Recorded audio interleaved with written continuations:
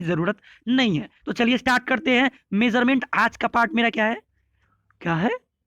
आज का पार्ट है मेरा मापन यानी कि मेजरमेंट। तो चलिए स्टार्ट करते हैं मेजरमेंट के बारे में। तो जानिए, देखिए हम वही पॉइंट आपको बताएंगे जो कि एग्जाम के पॉइंट ऑफ व्यू से इंपॉर्टेंट होगा। ओके, चलिए तो चलिए हम जानते हैं। सबसे पहला प्रश्न, भौतिक राशियों यानी कि फंडामेंटल फिजिकल यूनिट की संख्या कितनी होती है? तो आप सभी को पता होना चाहिए कितनी होती है, 7 होती है।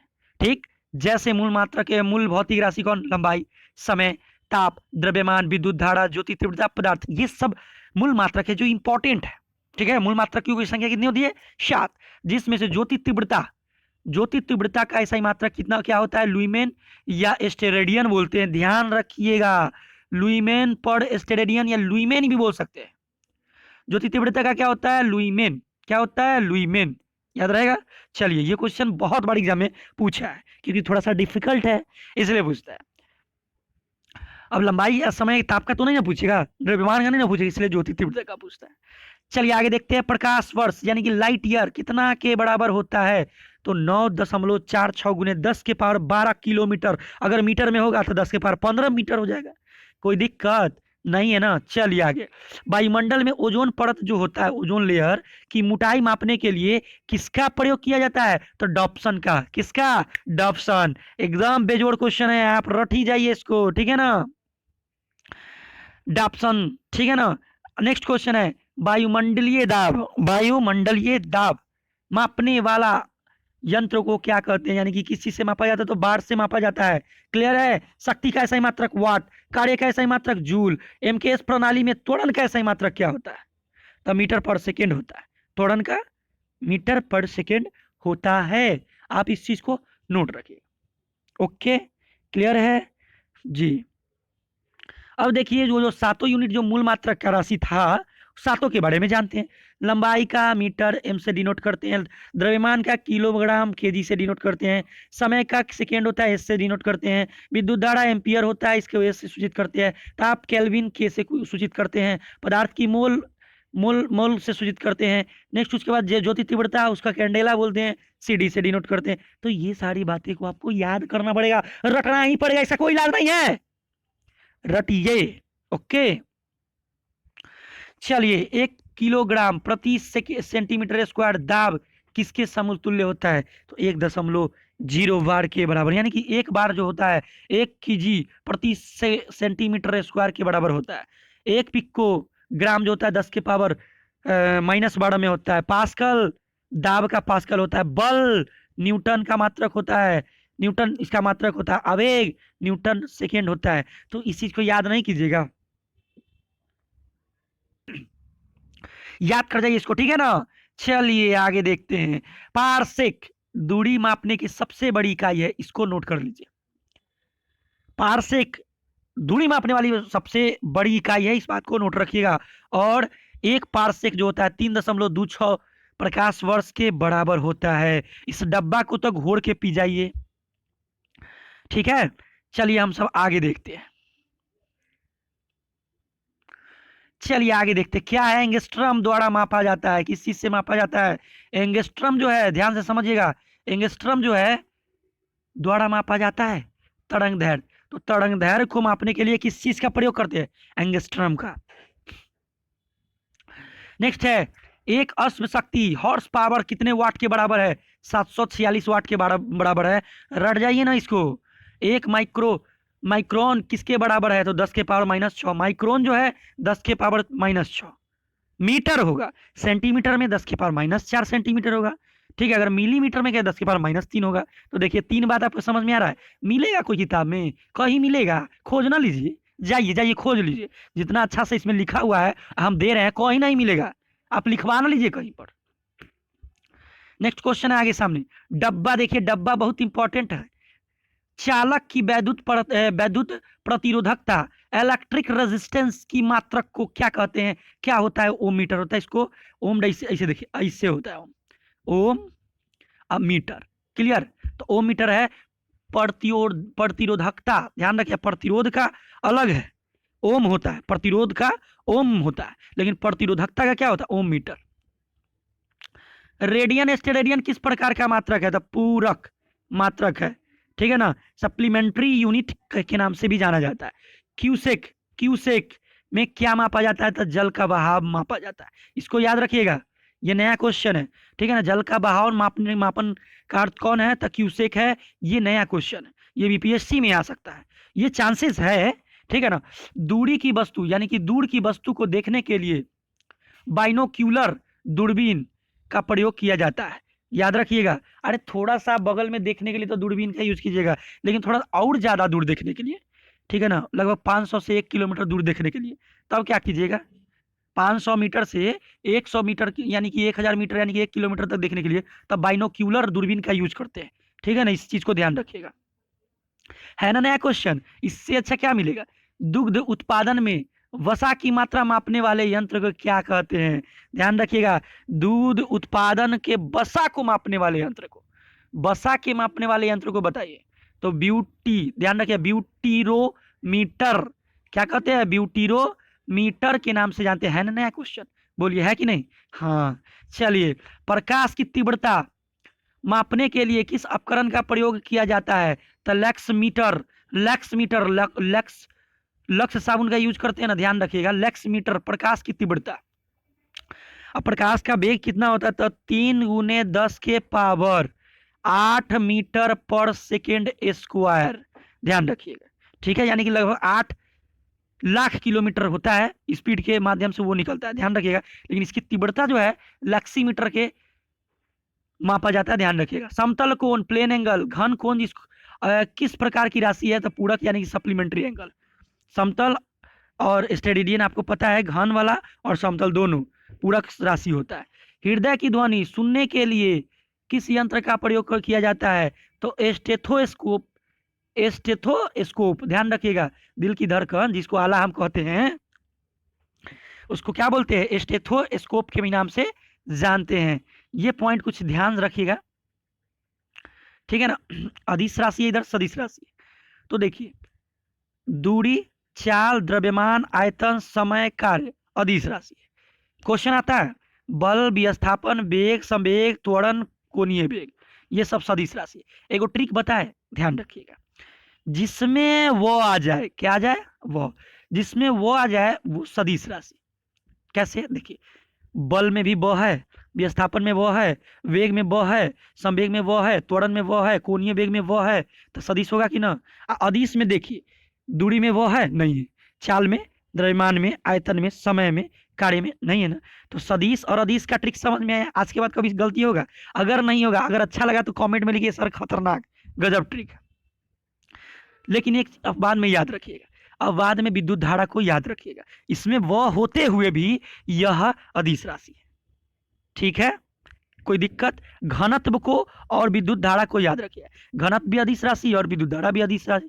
बाद बाकी चुंबकीय तीव्रता में वो आ गया सदिश राशि, विद्युत तीव्रता में वो आ गया सदिश राशि। सिर्फ घनत्व और विद्युत धारा को ध्यान रखिएगा, ठीक है। ऐसे ये भी क्वेश्चन आता है, देख लीजिए।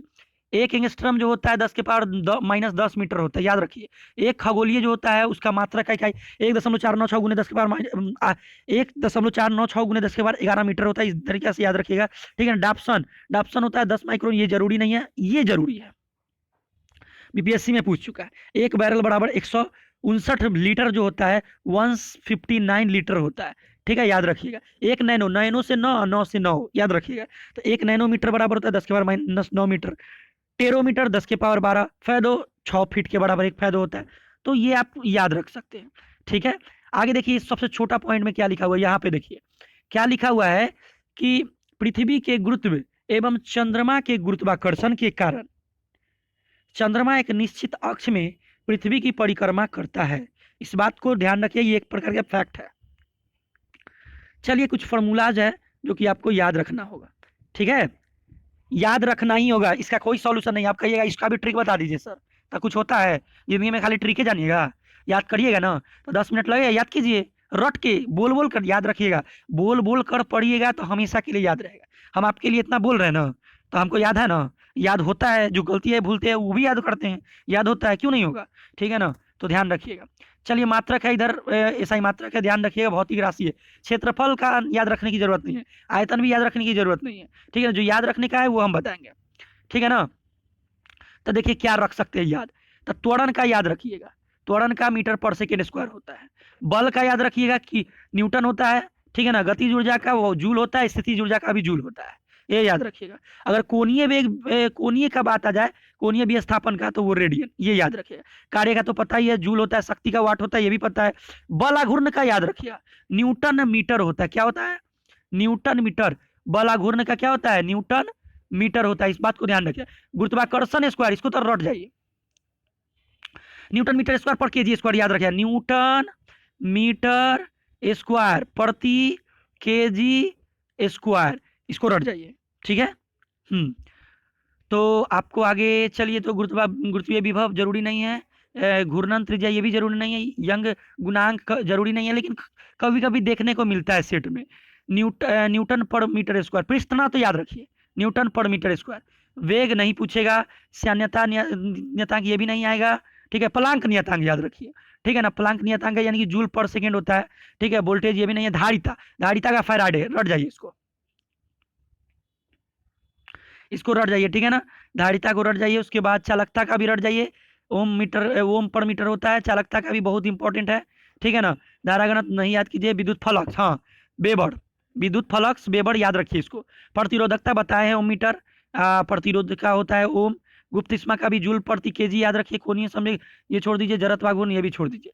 तो मैंने जो बताया उसको तो याद रखिएगा, एग्जाम में पूछा जाता है, मैं जो बता रहा हूँ ना, बस एक्सपीरियंस याद रखिएगा। एक्सपीरियंस है, किस यंत्र के द्वारा मस्तिष्क विभव का मापा जाता है, तो इलेक्ट्रोइंसिफेग्लोग्राफ, इंसिफेग्लोग्राफ, ध्यान रखिएगा, इलेक्ट्रो इंसिफ्लोग्राफ, किस यंत्र के द्वारा मस्तिष्क विभव को मापा जाता है, तो इलेक्ट्रो इंसिफेलोग्राफ यानी कि इंसिफेलोग्राफ, ठीक ना।